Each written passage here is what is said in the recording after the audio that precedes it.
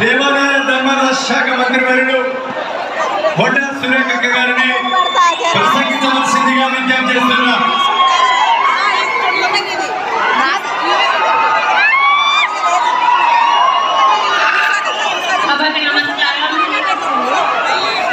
ఈరోజు వరంగల్ పార్లమెంట్ అభ్యర్థి కడియం కావ్య గారి ప్రచార కార్యక్రమంలో భాగంగా రేగొండలో పెద్ద ఎత్తున బహిరంగ సభ ఏర్పాటు చేసి దానికి అధ్యక్షత వహించినటువంటి స్థానిక శాసనసభలో గన్న సత్యనారాయణ గారికి, మన ముఖ్య అతిథి సోదరులు సీఎం రేవంత్ రెడ్డి గారికి, వేదిక మీద ఉన్న పెద్దలందరికీ, ఈ కార్యక్రమానికి ఇచ్చేసిన సోదర మహిళలకు పత్రికా సోదరులందరికీ నా హృదయపూర్వక నమస్కారం.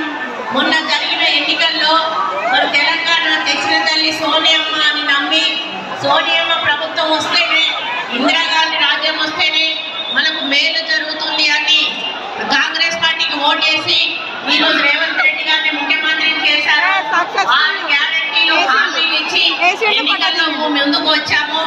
ఈరోజు 6 గ్యారెంటీల్లో 5 గ్యారెంటీలను కూడా అమలు చేస్తూ ప్రభుత్వాన్ని రేవంత్ రెడ్డి గారు ముందుకు తీసుకుపోతా ఉన్నారు. మరి ఇదే